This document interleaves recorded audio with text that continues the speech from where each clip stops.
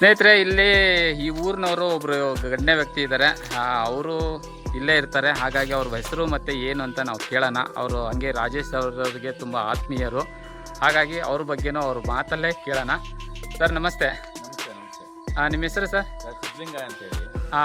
ಇಲ್ಲಿ ಇದೇ ಊರವ್ರಾ? ಇದೇ ಊರಿನವ್ರು. ರಾಜೇಶ್ ಸರ್ಗೆ ನೀವು ಏನಾಗಬೇಕು ಸರ್? ಸರ್ ನಮಗೆ ಸುಮಾರು ಒಂದು 15-20 ವರ್ಷದಿಂದ ಪರಿಚಯ. ಅವರು ನಮ್ಮೂರಿಗೆ ಕಾರ್ಯಕ್ರಮಗಳಿಗೆಲ್ಲ ಬರ್ತಾ ಇದ್ರು. ಓಕೆ. ನಾವು ಟಿವಿನಲ್ಲಿ ನೋಡಿದಾಗ ಬರ್ನ ಮಾಡ್ತಾರೆ ಹೆಬ್ಬಾಳದಲ್ಲಿ ಅಂತಂದ್ರು. ಹಾಂ ಹಾಂ. ನಾವು ಅರ್ಜುನ್ ಸರ್ ಹತ್ರ ಕೇಳಿದ್ರು, ಸರ್ ಯಾಕೆ ಹಳೆ ನಟರು ಸುಡಬೇಡಿ ಅಂತೇಳಿ.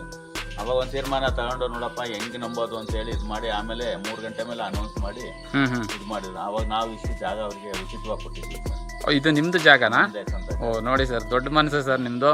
ಹಾಂ, ಹಳೆ ಕಲಾವಿದ್ರಲ್ವಾ. ಓಕೆ. ಈ ಥರ ಕಲಾವಿದ್ರು ಯಾರು ಹುಟ್ಟಲ್ಲ. ಹೌದು ಹೌದು ಹೌದು. ಉದ್ದೇಶಕ್ಕೋಸ್ಕರ ಇವಾಗ ರಾಜ್ಕುಮಾರ್, ಪುನೀತ್ ರಾಜ್ಕುಮಾರ್ ಎಲ್ಲ ಸ್ಮಾರಕ ಇದೆ. ಹೌದು. ಅವ್ರ ಸಮಕಾಲೀನ ಇವರು. ಹೌದು. ಅದರಿಂದ ಉದ್ದೇಶಕ್ಕೋಸ್ಕರ ನಾವು ಕೊಡ್ತಾ ಇದ್ದೀವಿ ಅಂತ ಹೇಳ್ಬಿಟ್ಟು ನಾವು ಯಾವುದೋ ಹೋಗೋದು ತೊಗೊಂಡೋಗಲ್ಲ.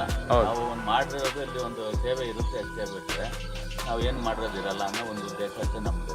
ನಾವೇನು ತೋರಿಸ್ಕೊಬೇಕು, ಆಡಂಬರು ಕೊಡಬೇಕು, ಜಂಬು ಕೊಡಬೇಕು ಅಂತ ಏನು ಕೊಟ್ಟಿಲ್ಲ. ಯಾರಾದರೂ ಕೊಡೋಕ್ಕಾಗುತ್ತೆ ಈ ಥರ? ಇಲ್ಲ ಸರ್, ಇವಾಗಿನ ಕಾಲದಲ್ಲಿ ಎಲ್ಲಿ ಕೊಡ್ತಾರೆ ಸರ್? ಎಲ್ಲಿಂದ ಬಂದಿದ್ದೀರಾ ಸರ್? ನಾವು ದಾವಣಗೆರೆಯಿಂದ. ಆ್ಯಕ್ಚುಲಿ ನಾವಿರೋದು ಬೆಂಗಳೂರಲ್ಲಿ ಕೆಲಸದಲ್ಲಿ.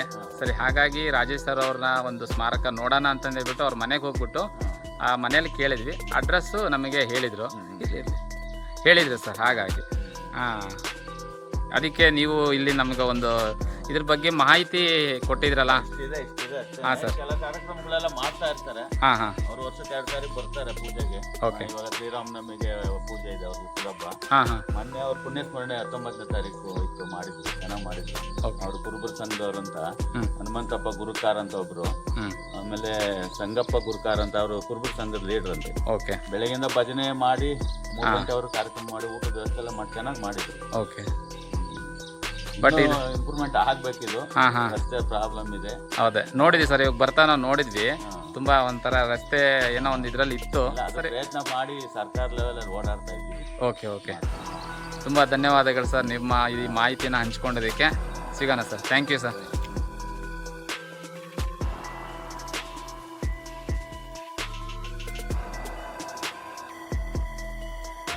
ಕೇಳಿದ್ರಲ್ಲ ಸ್ನೇಹಿತರೆ, ಸಿದ್ಲಿಂಗ ಅವರ ಮನದಾಳದ ಮಾತನ್ನು ನಾನು ನಿಮಗೆ ಕೇಳಿಸಿದ್ದೀನಿ.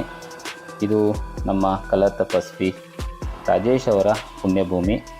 ಹಚ್ಚ ಹಸಿರಿಂದ ತುಂಬಿದಂತಹ ಮಧ್ಯದಲ್ಲಿ ಇರುವಂತಹ ಒಂದು ಪುಣ್ಯಭೂಮಿ. ತುಂಬ ಸುಂದರವಾಗಿ ನಿರ್ಮಾಣ ಮಾಡಿದ್ದಾರೆ. ಅವರು ಅರ್ಜುನ್ ಸರ್ಜಾ ಸರ್ ಜೊತೆಗೆ ಒಡನಾಟ ಇದ್ದಿದ್ದು ಫೋಟೋಸ್ನ ನಾನು ಇವಾಗ ಹಾಕ್ತೀನಿ ನೋಡಿ. ಹಾಗೆ ಮತ್ತು ರಾಜೇಶ್ ಅವರ ಒಂದು ಜೊತೆಗೆ ಒಡನಾಟ ಇರುವಂತಹ ಫೋಟೋಗಳನ್ನ ನಾನು ಇವಾಗ ಹಾಕ್ತಾಯಿದ್ದೀನಿ. ನೋಡ್ಕೊಂಬನ್ನಿ ಸ್ನೇಹಿತರೆ.